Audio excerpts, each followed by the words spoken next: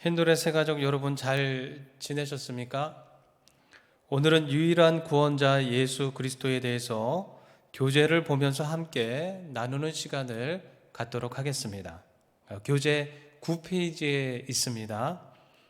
먼저 다시 떠난 탕자의 이야기가 나오는데 제가 이 이야기를 읽어 드리도록 하겠습니다. 이 이야기는 다시 떠난 탕자의 이야기입니다. 탕자는 우리들이 잘 아는 것처럼 아버지를 떠났던 아들입니다. 아버지를 졸라서 자기 몫의 재산을 챙기고 아버지 집을 떠났다가 빈털터리가 되어 다시 집에 돌아왔던 탕자, 바로 그에 대한 이야기입니다. 그때 탕자의 아버지는 극진한 사랑으로 탕자를 맞이했고 탕자는 자기의 잘못을 뉘우치고 아버지 집에서 잘 살았습니다. 그런데 그 탕자가 또다시 집을 떠났습니다. 하지만 이번에는 살아가는 아버지를 위해서 집을 떠난 것입니다. 아버지는 그럴 필요가 없다고 반대하셨지만 탕자는 사랑하는 아버지에게 돈을 벌어서 귀한 선물을 사드리려고 집을 떠난 것입니다. 다시 떠난 탕자는 정말 열심히 일했습니다. 탕자는 아버지가 보고 싶었지만 꾹 참고 부지런히 돈을 모았습니다. 사랑하는 아버지를 위해서 말입니다. 5년 후 탕자는 성공했고 많은 돈을 벌었습니다. 그리고 사랑하는 아버지에게 드릴 좋은 선물을 가지고 집으로 돌아왔습니다. 하지만 탕자가 집에 도착했을 때 아버지는 집에 계시지 않았습니다. 바로 한 달 전 아버지는 병으로 돌아가셨기 때문입니다. 아버지의 죽음 앞에서 탕자의 마음은 너무 아팠습니다. 그리고 그를 더욱 가슴 아프게 한 것은 아버지의 유서였습니다. 사랑하는 아들아, 나에게는 아무것도 필요 없단다. 정말로 내게 필요한 것은 바로 너와 함께 있는 것이었단다. 내가 정말 보고 싶구나. 여러분, 이 이야기가 무엇을 말하는 겁니까? 아버지를 기쁘게 하는 것은 내가 무엇을 해드리는 것이 아니라 아버지의 마음을 잘 아는 것이 아버지를 기쁘게 할 수 있는 시작이 되어진다라는 것입니다. 다시 집을 떠났던 탕자는 자기가 아버지를 잘 안다라고 생각했습니다. 그래서 아버지를 기쁘게 하기 위해서 집을 또 나갔던 것입니다. 그래서 아버지가 좋아하는 것을 사드리겠다고 그 탕자는 집을 떠났던 것입니다. 그러나 그는 아버지의 마음을 바로 알지 못했습니다. 탕자는 아버지가 진정 어떤 분인지 알지 못했던 것입니다. 그것이 바로 탕자의 슬픔이었습니다. 이렇듯 우리가 누군가에 대해서 바로 아는 것은 참으로 중요하다라는 겁니다. 내 생각대로, 내 뜻대로 하는 것이 아니라, 내 감정대로 하는 것이 아니라 다른 사람, 상대방에 대해서 그 마음을 알아준다라는 것, 그것이 굉장히 중요하다라는 겁니다. 마찬가지로 기독교를 이해하기 위해서는 예수님에 대해서 바로 알아야 합니다. 그리고 예수님이 우리를 위해서 무엇을 하셨는가에 대해서도 알아야만 하는 것입니다. 만약 오늘 여러분들이 시간을 내어서 그 예수님에 대해 글을 쓴다면 그 예수님에 대해서 얼마나 자세하고 정확하게 쓸 수 있습니까? 불행하게도 많은 사람들이 예수님을 잘못 알고 있고 예수님에 대해 잘못 이야기하는 경우가 많다라는 것입니다. 이런 현상은 자신에게도 불행한 일이지만 그 예수님에게도 욕을 돌리는 일이 되어지는 것입니다. 왜냐하면 하나님께서는 인간에게 구원자 예수 그리스도를 정확하고 충분하게 알 수 있는 모든 그 자료들을 우리에게 제공해 주셨기 때문입니다. 오늘 이 시간 우리는 유일한 구원자 예수 그리스도라는 그 중요한 주제를 가지고 같이 생각해 보는 시간을 갖도록 하겠습니다.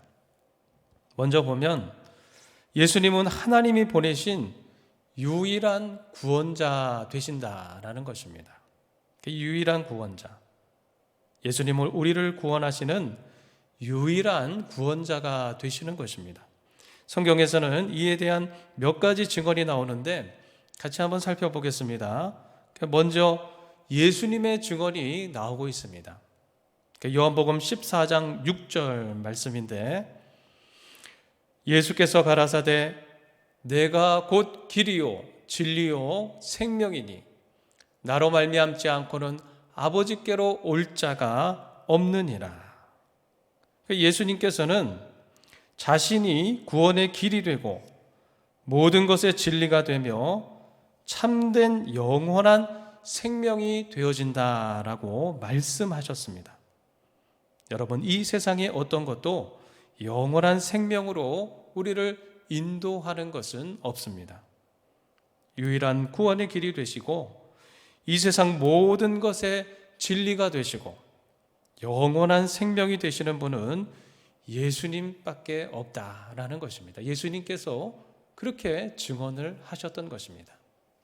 내가 길이요 진리요 생명이 되어진다. 또 사도행전에는 예수님의 제자 베드로의 증언이 나오고 있습니다.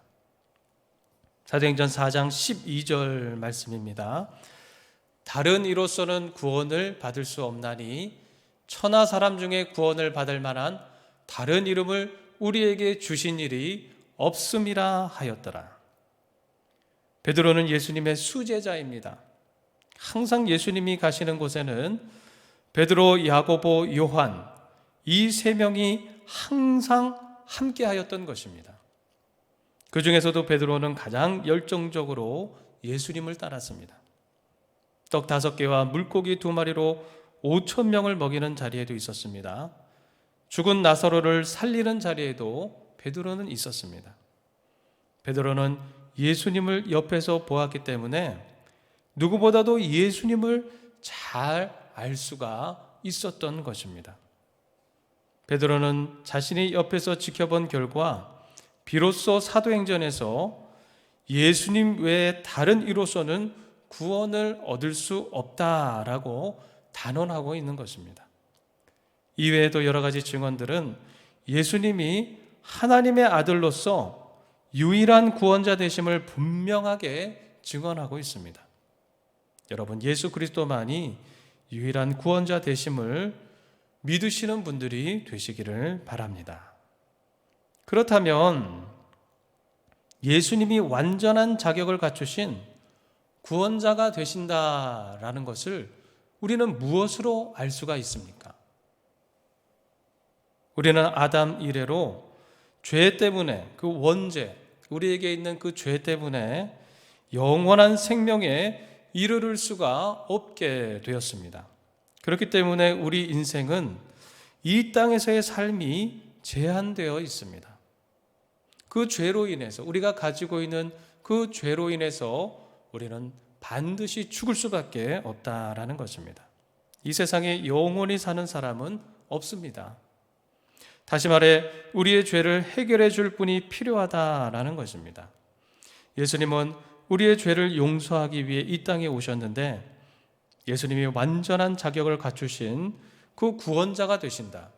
우리를 구원할 수 있는 완전한 자격을 갖추신 구원자가 되신다라는 것을 무엇으로 알 수가 있겠습니까? 먼저 그는 하나님이시다. 참된 하나님이시다. 신이시다라는 것입니다. 요한복음 1장 1절 말씀입니다. 태초에 말씀이 계시니라. 이 말씀이 하나님과 함께 계셨으니 이 말씀은 곧 하나님이시니라. 이 말씀은 곧 하나님이시니라. 여러분, 사람이 사람의 죄를 사할 수 없습니다. 동일하게 같은 실수를 반복하는 나약한 인생이기 때문입니다. 완전하신 신만이 완전하신 분에게 범한 그 영원한 죄를 사할 수가 있게 된다라는 것입니다. 이 땅에 오신 예수님은 곧 완전하신 하나님이시다라는 것입니다. 그렇기 때문에 예수님께서는 우리의 죄를 영원히 완전히 사해 주실 수가 있습니다. 여러분, 예수님은 완전한 하나님이 되시는 줄로 믿습니다. 또 무엇으로 알 수 있습니까? 예수님은 완전한 사람이다라는 것입니다. 요한복음 1장 14절 말씀입니다. 말씀이 육신이 되어 우리 가운데 거하심에 우리가 그의 영광을 보니 아버지의 독생자의 영광이요 은혜와 진리가 충만하더라. 말씀이 육신이 되었다. 사람이 육신으로 죄를 지었기 때문에 동일하게 연약한 육신으로서 그 죄의 형벌을 받아야만 합니다. 동일한 조건 하에서. 그런데 예수님은 우리와 동일한 육신을 가지고 완전한 사람으로 오셨다. 그렇기 때문에 육신의 형벌을 통해 우리의 죄를 온전히 다 받으실 수가 있는 것입니다. 예수님은 우리와 같은 온전한 사람이 되시는 것입니다. 그리고 그 예수님은 죄가 없으시다라는 것입니다. 요한일서 3장 5절 말씀입니다. 그가 우리 죄를 없애려고 나타나신 것을 너희가 아나니 그에게는 죄가 없느니라. 분명하게 말씀하십니다. 그에게는 죄가 없느니라. 예수님에게는 죄가 없다. 여러분, 죄인이 죄인의 죄를 사할 수가 있습니까? 죄인이 있는데 그 죄인 된 사람이 동일하게 죄인인 사람이 죄인의 죄를 산다라고 할 수가 없습니다. 죄 없는 자가 비로소 죄인을 용서할 수가 있는 것입니다. 그 용서할 자격이 있는 것입니다. 그러니까 마찬가지입니다. 우리의 영원한 죄는 죄가 없는 온전한 분이 용서해 줄 수가 있는 것입니다. 예수님은 동정녀 마리아의 몸을 통해 태어나셨습니다. 그 죄의 결과가 아니라는 것입니다. 예수님은 죄가 없으십니다. 그렇기 때문에 우리의 죄를 용서하실 수가 있는 것입니다. 여러분, 무엇을 이야기합니까? 예수님은 우리의 구원을 위해 완전한 자격을 갖추신 분이 되신다라는 것입니다. 그는 하나님이십니다. 완전한 신이십니다. 그는 사람입니다. 우리의 육신을 입고 오셨습니다. 그렇지만 그에게는 죄가 없으십니다. 그렇기 때문에 우리의 죄를 온전히 용서하실 수가 있습니다. 우리를 구원하실 수가 있다라는 것입니다. 그 예수님을 꼭 붙드시는 분들이 되시기를 축복하겠습니다. 자, 그렇다면 예수님은 우리를 구원하기 위해서 어떻게 하셨습니까? 보면은 먼저 십자가에서 죽으셨다라는 것입니다. 갈라디아서 3장 13절 말씀입니다. 그리스도께서 우리를 위하여 저주를 받은 바 되사 율법의 저주에서 우리를 속량하셨으니 기록된 바 나무에 달린 자마다 저주 아래에 있는 자라 하였습니다. 나무에 달린 자마다. 구약에서 우리의 죄를 씻기 위해서는 반드시 산 제물을 드려야만 했습니다. 살아있는 동물에 우리의 죄를 전가하고 그 동물의 피를 뿌림으로 또 불사름으로 우리의 죄를 그 피에 씻었던 것입니다. 구약에서는 우리의 죄를 대신해서 산 동물이 죽은 것입니다.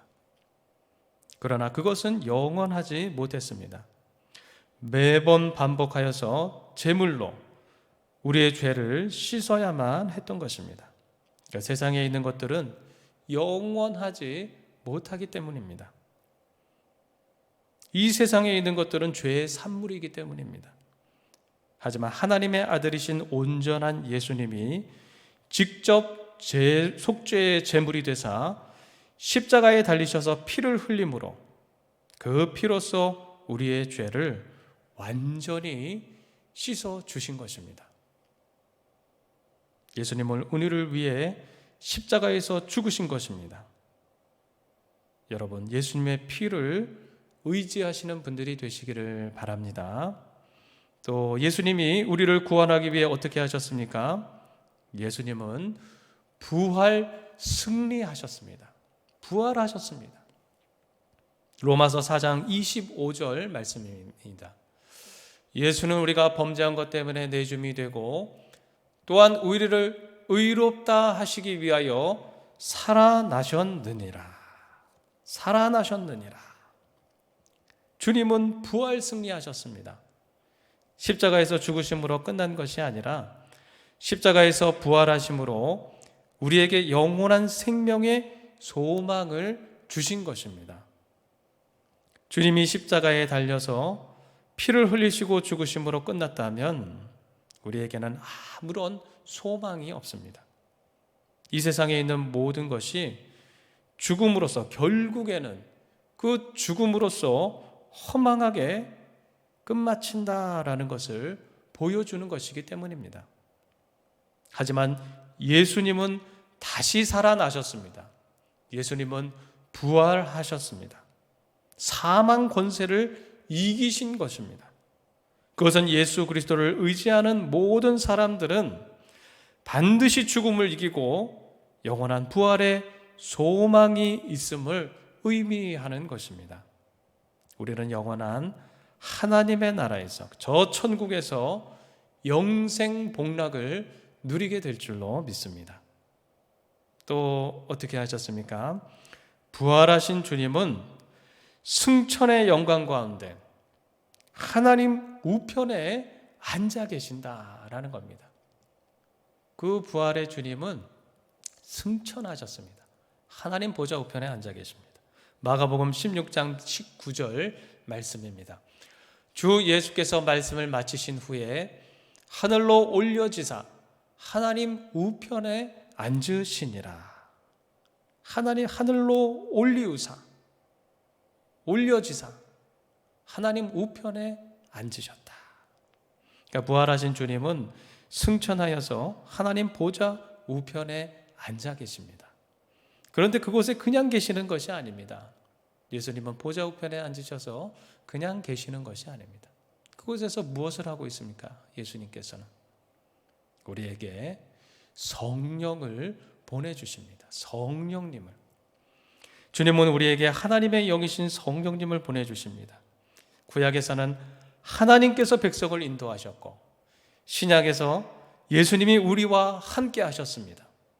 그런데 예수님이 부활 승천하신 후에는 각 사람에게 성령님이, 하나님의 영이신 성령님이 함께하고 계시는 것입니다. 이제 하나님의 영이신 성령님이 우리를 성전 삼으시고 우리와 함께 거하고 계시는 것입니다. 여러분, 어디에 있든지 간에 두려워하지 마시고 성령님을 의지하시는 분들이 되시길 바랍니다. 우리 안에 내주하고 계시는 성령님을 바라보시며 나아가시는 분들이 되시길 바랍니다.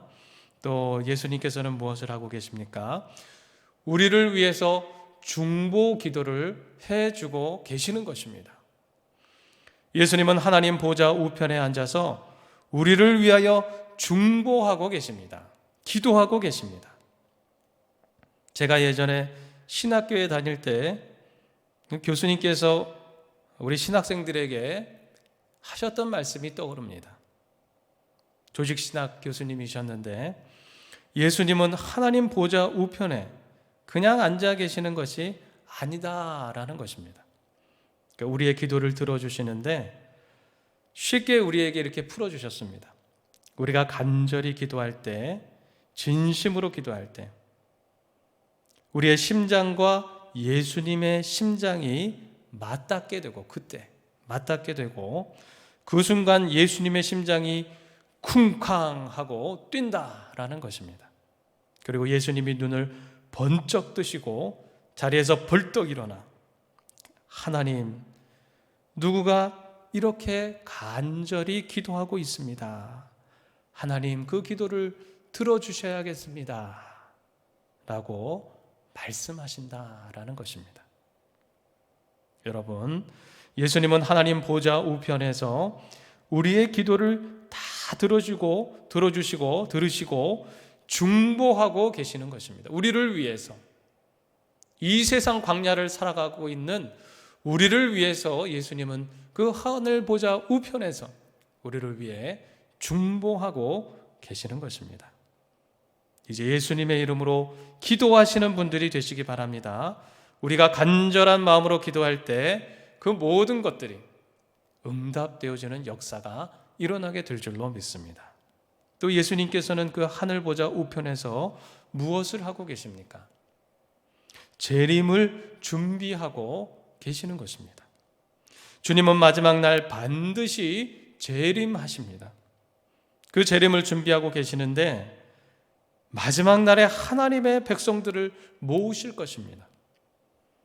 그 재림의 날은 두려움과 기쁨이 공존하는 날입니다. 믿지 않는 사람들은 두려움에 떨 것이요, 믿는 사람들은 천국 잔치에 참여하는 가장 기쁜 날이 되어진다라는 것입니다.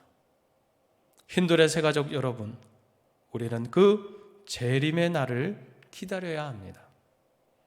우리에게는 이제 그 날은 결코 더 이상 두려움의 날이 아닙니다. 어둠의 날이 아닙니다. 우리에게 있어 그 날은, 그 마지막 때는 영생 복락을 누리는 가장 기쁨의 날, 잔치의 날, 예수님을 만나게 되는 가장 즐거운 날이 되어질 줄로 믿습니다. 또 마지막으로 보면 예수 그리스도를 믿는 자에게 주시는 하나님의 선물이 있다라는 것입니다. 그 선물이 무엇입니까? 예수 그리스도를 믿는 자들에게 하나님께서는 선물을 주십니다. 여러분들에게 하나님께서 그 선물을 주실 줄로 믿습니다. 어떤 선물을 받습니까? 먼저 보면 집안 구원의 선물을 받습니다. 집안이 구원받습니다. 사도행전 16장 31절 말씀입니다. 이르되 주 예수를 믿으라.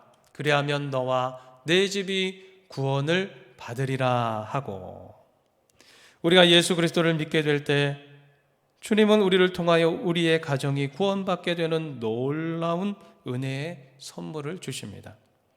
여러분, 인생에서 가장 큰 복은 물질의 복이 아닙니다. 명예의 복이 아닙니다.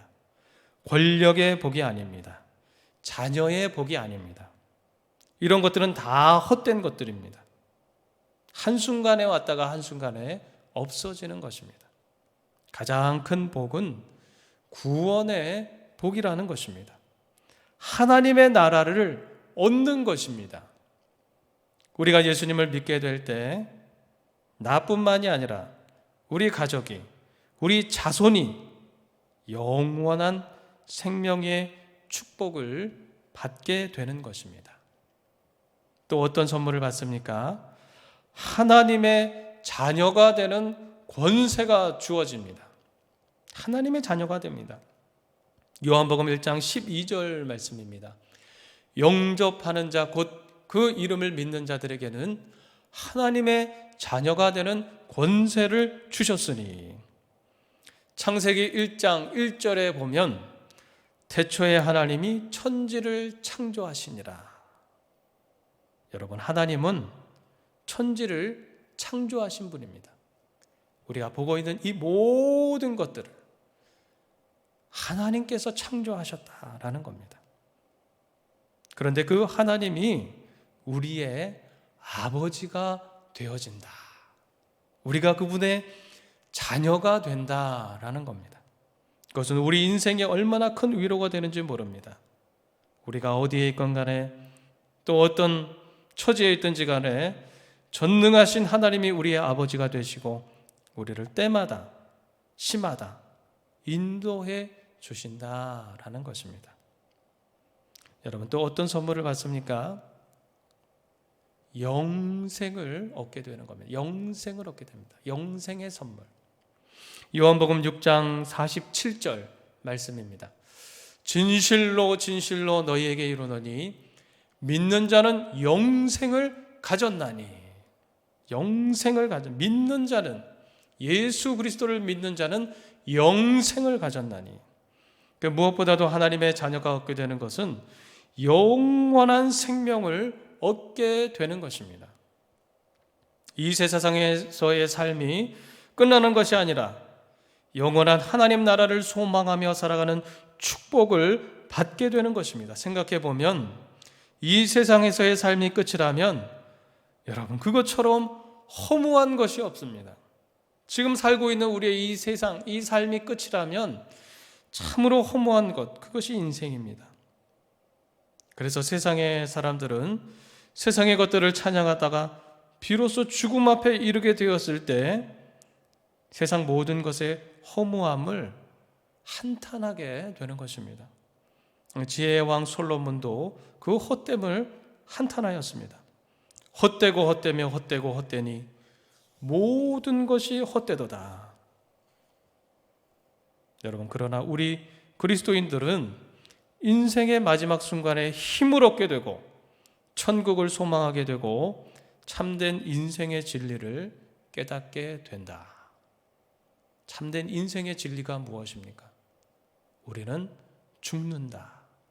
반드시 한 번은 죽는다. 하지만 믿는 사람들은 영원한 생명이 있다라는 것입니다. 힌두레 새가족 여러분, 영원한 영생의 소망을 간직하시는 분들이 되시길 바랍니다. 예수 그리스도가 그 영원한 생명, 구원의 열쇠가 되어진다라는 것입니다. 예수 그리스도를 꼭 붙드시는 분들이 되시기를 바랍니다. 오늘 우리는 제1과 유일한 구원자 예수 그리스도를 함께 나누어 보았습니다. 저는 바라기는 우리 힌두레 새가족분들이 영원한 생명의 소망 되시는 예수 그리스도를 꼭 붙드시는 분들이 되시기를 바랍니다. 그리고 우리 힌돌교회에서 기쁨의 소망이 더욱 충만해져서 하나님이 베풀어 놓으신 만복의 은혜를 누리시는 분들이 되시기를 축복하겠습니다. 제가 기도하고 마치도록 하겠습니다. 하나님 감사합니다. 유일한 구원자 되시는 분은 예수 그리스도이십니다. 죄로 인하여 죽을 수밖에 없는 우리들이지만 우리에게 구원의 길을 열어주셨습니다. 우리가 살아가는 동안 구원의 열쇠 되시는 예수 그리스도를 꼭 붙들게 하여 주시옵소서. 예수 그리스도의 이름으로 기도드립니다. 아멘.